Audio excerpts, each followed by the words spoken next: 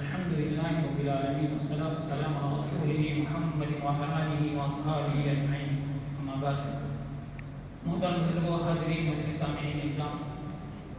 آج کے خطبے میں شیخ محترم نے جمعے کی نماز کی فضیلت اور اس کے آداب کا ذکر فرمایا ہے۔ شیخ محترم اپنے خطبے کا آغاز ان الفاظ سے فرمایا کہ اللہ تبارک و تعالیٰ نے ایمان والوں پر بڑا فضل کرم احسان فرمایا کہ اللہ تبارک و تعالیٰ نے مہینوں میں سے ایک مہینہ جو رمضان کا مبارک مہینہ عطا فرمایا جو بڑا فضیلت والا ہے۔ اسی طریقے سے راتوں میں سے لیلۃ القدر جو تمام راتوں میں افضل اور عبادت کے لحاظ سے بہتر کہ ایسی رات میسر فرمائی، اور اسی طریقے سے ایام میں جمعے کا دن جو تمام دنوں کا سردار ہے، ایمان والوں کے لیے عید کے دن کے طرح ہے کہ اللہ تبارک و تعالیٰ نے جمعے کے دن کو عطا فرمایا کہ اللہ تبارک و تعالیٰ کا فضل ہے کہ ان ایام میں بندہ اللہ تعالیٰ کی زیادہ سے زیادہ عبادت کر کر اللہ تعالیٰ کی خوشنودی اور اس کی رضامندی حاصل کرے۔ میرے محترم بزرگوں، جمعے کا دن بڑا فضیلت والا دن ہے۔ اس کی ایک وجہ یہ بھی ہے کہ اللہ تبارک و تعالیٰ نے حضرت آدم علیہ السلام کی پیدائش جمعے کے دن فرمائی، اور حضرت آدم علیہ السلام کے اندر جو روح پھونکی وہ جمعے کا دن تھا، اور جمعے کے دن اب جنت سے نکالا گیا۔ اور یہاں تک کہ روایتوں میں آتا ہے کہ قیامت جو برپا ہوگی وہ دن بھی جمعے کا دن ہوگا، اور آپ حضرت آدم علیہ السلام کو جنت کے اندر جو داخلہ عطا فرمایا وہ بھی جمعے کا دن تھا، اور جمعے کی بڑی فضیلت ہے، افضل دن ہے جمعے کا دن۔ تو لہذا ہم جمعے کے دن کے وہ آداب و مستحبات و سنتوں پر عمل کریں گے، اور اسے آپ صلی اللہ علیہ وسلم کے سنت کے موافق اس دن کو ہم گزاریں گے تو میرے محترم بزرگوں ہم مکمل ثواب حاصل کرنے والے بنیں گے۔ لہذا اسی وجہ سے اللہ تبارک و تعالیٰ نے خاص طور پر جمعے کے دن کی فضیلت کو بیان فرماتے ہوئے اور جمعے کی نماز کی فضیلت کو بیان فرماتے ہوئے قرآن میں فرمایا یا ایھا الذین آمنوا اذا نودی للصلاۃ من یوم الجمعۃ فاسعوا الی ذکر اللہ وذروا البیع ذلکم خیر لکم ان کنتم تعلمون۔ اے ایمان والو، اذا نودی للصلاۃ جب جمعے کی اذان دے دی جائے فاسعوا الی ذکر اللہ تو اللہ تعالیٰ کے ذکر کی طرف کوشش کرو اور اللہ تعالیٰ کے ذکر میں لگ جاؤ۔ وذروا البیع تو اپنی تجارت اپنے کام کو چھوڑ دو۔ ذالکم خیر لکم یہ تمہارے لیے بہتر ہے اگر تم جانتے ہو، یا اللہ تبارک و تعالیٰ فرماتے ہیں۔ اس وجہ سے علماء کرام نے فرمایا جب جمعے کی اذان دے دی جائے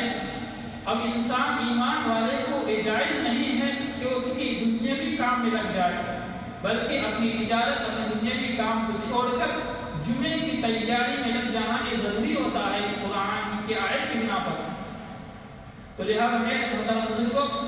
تو ہم جمعے کے دن کی آداب کا خیال رکھتے ہوئے اس کی افضلیت کو سمجھتے ہوئے اگر ہم جمعے کی اہمیت کو سمجھیں گے اور آپ صلی اللہ علیہ وسلم کی سنت کے موافق اگر ہم جمعے کے دن کو گزاریں گے تو بڑا اجر و ثواب کے ہم حامل ہوں گے۔ اسی وجہ سے میرے محترم بزرگوں، آپ صلی اللہ علیہ وسلم صحابہ کو جمعے کی رات سے ہی جمعے کی تیاری کا حکم فرماتے تھے، اور صحابہ جمعے کی تیاری کے لیے جمعے کی شام سے ہی جمعرات کی جو شام ہوتی ہے اسی سے تیاری شروع کر دیتے تھے۔ تو یہ بھی سنت ہے۔ اسی وجہ سے اللہ کے رسول صلی اللہ علیہ وسلم نے فرمایا اس کی فضیلت میں بیان فرماتے ہوئے کہ جو ایمان والا جمعے کے دن غسل کرتا ہے، نہاتا ہے اور اپنے لباس میں سے صاف ستھرا لباس پہنتا ہے اور خوشبو لگاتا ہے اور جمعے کی نماز کے لیے مسجد کی طرف چلتا ہے اور امام کے قریب ہوتا ہے اور امام کے خطبے کو غور سے سنتا ہے، کوئی لغو نہیں کرتا اور مسجد کے اندر آ کر کسی کو تکلیف نہیں پہنچاتا، کسی کے کانوں کو بھانگتا ہوا نہیں آتا اور کوئی لغو کام نہیں کرتا، تو ایسے بندے کے وہ تمام پچھلے جمعے تک کے جو گناہ تھے، پچھلے جمعے سے اگلے جمعے تک کے جتنے گناہ ہوں گے وہ تمام اللہ تبارک و تعالیٰ معاف فرما لیتے ہیں۔ تو کتنی بڑی فضیلت ہے۔ اسی طریقے سے ایک دوسرے حدیث میں آپ صلی اللہ علیہ وسلم نے فرمایا کہ جو بندہ جمعے کے دن غسل کرتا ہے، نہاتا ہے اور اچھے لباس پہنتا ہے، صاف ستھرا لباس پہنتا ہے اور خوشبو لگاتا ہے اور جمعے کی نماز کے لیے مسجد کو چل کر آتا ہے. ہاں اگر کوئی عذر والا ہے، کہیں دور سے آنا پڑتا ہے یا چل نہیں سکتا تو اس کے لیے اجازت ہے، مگر بغیر عذر کے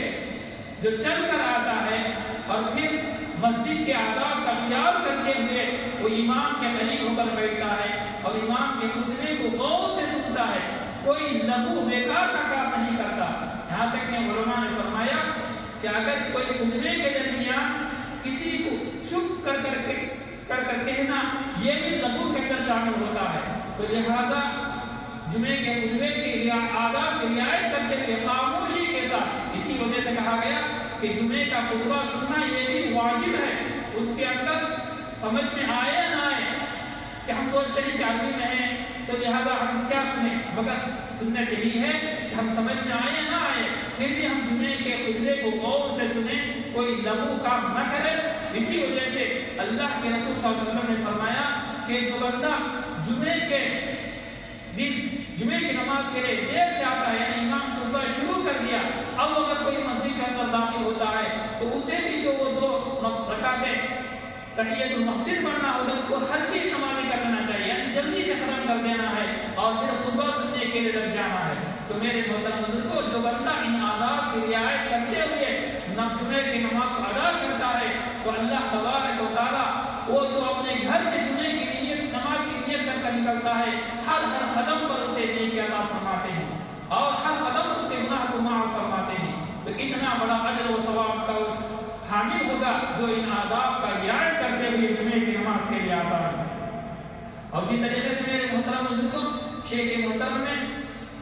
ایک مسئلہ بیان فرمایا کہ جو بندہ جمعے کی نماز کے لیے تاخیر سے آتا ہے تو اس کے لیے، یعنی خطبہ ختم ہو گیا، نماز شروع ہو گئی، جس کی ایک رکعت چھوٹ گئی تو وہ تو اسے جمعہ مل گیا، ایک رکعت اس کی مل گئی. اور اگر کسی نے دوسری رکعت میں رکوع تک اگر وہ شامل ہو جاتا ہے نماز کے اندر تو اس کے جمعے کی نماز مل گئی. ہاں جب امام رکوع سے فارغ ہو گئے اب اس کے بعد اگر کوئی نماز کے اندر شامل ہوتا ہے تو گویا اسے جمعہ نہیں ملا، بلکہ اس کے لیے امام کی نماز ختم کرنے کے بعد ظہر کی نیت سے اس کے اندر شامل ہونا چاہیے، ظہر کی نماز کو پڑھنا چاہیے امام کے ساتھ. تو لہذا اسے جمعہ حاصل نہیں ہوتا. تو لہذا ہم جمعے کی فضیلت کو حاصل کرنے کے لیے، جیسے ہم نے جمعے کی فضیلت کے اندر بہت سارے احادیث آپ صلی اللہ علیہ وسلم سے سنا ہے کہ جمعے کے اندر اذان کے ساتھ جو شامل ہوتا ہے اس کا بڑا اجر ہے کہ وہ سب سے پہلے آتا ہے تو اس کے لیے ایک اونٹ اللہ کی راہ میں قربان کرنے کا ثواب، پھر جو اس کے بعد آتا ہے تو گائے قربان کرنے کا، جو اس کے بعد آتا ہے بکری کو، تو ثواب کا اجر کم ہوتا جاتا ہے. تو لہذا ہم کوشش یہ کریں کہ ہم وقت پر اذان کے ساتھ مسجد کے اندر شامل ہو کر آداب کی رعایت کرتے ہوئے میرے محترم بزرگوں ہم جمعے کی نماز کو ادا کرنے والے بنیں اور وہ تمام اجر و ثواب حاصل کرنے والے بنیں. اور اسی طریقے سے شیخ محترم نے فرمایا کہ جمعے کے دن ایک گھڑی ہوتی ہے جہاں پر اللہ تبارک و تعالیٰ اس گھڑی کے اندر، اس وقت کے اندر ایمان والے کی دعا کو قبول فرماتا ہے اور رد نہیں کی جاتی. تو لہذا اب وہ وقت متعین نہیں ہے کہ وہ کون سا وقت ہے. تو علماء نے اس کے مختلف اوقات بیان فرمائے ہیں. بعض علماء نے فرمایا وہ وقت وہ ہے جو امام خطبہ پہلے خطبہ دے کر دوسرے خطبے کے لیے تھوڑی دیر بیٹھتا ہے، اس طرح آرام کرنا ہے، مستقبل بیٹھنا، تو وہ تھوڑا سا وقت ہے وہ دعا کے قبولیت کا وقت ہوتا ہے. اور اسی طریقے سے بعض علماء نے فرمایا امام کے خطبے سے فارغ ہو کر جو اقامت دی جاتی ہے تو اقامت اور امام کے رکعت بننے کے درمیان جو وقت ہوتا ہے تو وہ وقت آ کر جمعے کی دعا کے قبولیت کا وقت ہے. تو پہلے کر میرے محترم بزرگوں جمعے کے دن زیادہ سے زیادہ جو نماز کو آ جاتے ہیں تو دعا کے اندر شامل ہو کہ وہ کون سی گھڑی ہے کہ جس کے اندر ایمان والے کی دعا قبول ہوتی ہے. تو لہٰذا اسی طریقے سے بعض علماء نے فرمایا کہ جمعے کے دن جو مغرب سے اذان سے پہلے جو وقت ہوتا ہے وہ بھی دعا کی قبولیت کا وقت ہوتا ہے. تو لہٰذا اس وقت آ کر اس وقت کا بھی ہم کوشش کریں کہ وہ مغرب کی نماز سے پہلے جمعے کے دن مسجد کے اندر آئے اور اللہ تبارک و تعالیٰ سے دعا کرے تاکہ ہماری دعائیں قبول ہو. اور اسی طریقے سے میرے محترم بزرگ شیخ محترم نے ایک مسئلہ اور بیان فرمایا، جب دوسرے خطبے دعائی جملے کہتا ہے، دعا کرتا ہے خطبے کے اندر ہی، تو کیا اس دعا کے درمیان ہمیں ہاتھ اوپر اٹھانا چاہیے؟ تو شیخ محترم نے فرمایا مستحب یہ ہے کہ ہاتھ نہ اٹھائے، بلکہ ہاتھ اٹھائے مگر ہی آہستہ آہستہ دل کے اندر آمین کہے، یہ اگر مستحب ہے۔ ہاتھ اٹھانا یا آپ صلی اللہ علیہ وسلم اور صحابہ سے ثابت نہیں ہے، تو لہٰذا ہاتھ نہ اٹھائے۔ ہاں اگر امام بارش کے لیے دعا مانگتا ہے، استسقا یعنی بارش کی دعا مانگتا ہے، تو اس وقت ہاتھ اٹھانا اس کی اجازت ہے، اس کے اندر ہاتھ اٹھا سکتا ہے، تو لہذا اس کا بھی خیال کریں۔ تو میرے محترم بزرگوں، تو جیسے کہ کہا گیا کہ جمعے کا دن بڑا ہی فضیلت والا دن ہے، تو اس کے اندر جیسے آپ صلی اللہ علیہ وسلم پر کثرت سے درود پڑھا کریں، کہ ہم نے اس درود کے بارے میں صلی اللہ علیہ وسلم پر درود پڑھنے کے بارے میں فضیلت سنے ہیں کہ جو بندہ جمعے کے دن عصر کی نماز کے بعد 80 مرتبہ آپ صلی اللہ علیہ وسلم پر درود پڑھتا ہے، تو اللہ تبارک و تعالیٰ اس کے 80 سال کے گناہ معاف فرماتے ہیں۔ تو لہذا جمعے کا دن آپ صلی اللہ علیہ وسلم پر کثرت سے زیادہ سے زیادہ درود پڑھا کریں، یہ فضیلت کا دن ہے۔ اور اس طریقے سے ہم نے جمعے کے دن سورہ کہف کی فضیلت بھی سنا ہے کہ جو بندہ سورہ کہف پڑھتا ہے تو اللہ تبارک و تعالیٰ اسے دجال کے فتنے سے محفوظ فرماتے ہیں، اور اس کے لیے اس کے پچھلے ہفتے کے ایک گناہ معاف فرماتے ہیں، اور اللہ تبارک و تعالیٰ اس کے لیے آسمان سے اس بندے تک ایک نور کو پیدا فرما دیتا ہے، وہ پورا ہفتہ اس کے نور رحمت کا نور اس کے ساتھ سایہ کر دیتا ہے۔ تو بڑی فضیلت ہے سورہ کہف کی۔ تو لہٰذا میرے محترم بزرگان میں جمعے کے دن کی پوری فضیلت حاصل کرنے والے بنے، آداب کی رعایت کرتے ہوئے، سنتوں پر عمل کرتے ہوئے اگر ہم جمعے کے دن کو گزاریں گے تو میرے محترم بزرگوں ہمیں بڑا اجر و ثواب حاصل کرنے والے بنیں گے۔ اللہ تبارک و تعالیٰ سے دعا فرمائے کہ اللہ تبارک و تعالیٰ ہمیں ان تمام آداب کی رعایت کرتے ہوئے ہمیں جمعے کے دن گزارنے کی توفیق عطا فرمائے، ہمیں اعمال صالحہ کی توفیق عطا فرمائے، اعمال سیئہ سے پوری حفاظت فرمائے، آپ صلی اللہ علیہ وسلم کی زندگی کو، آپ صلی اللہ علیہ وسلم کی سنتوں کو اپنی زندگی میں لانے کی توفیق عطا فرمائے، عمل کی توفیق دے۔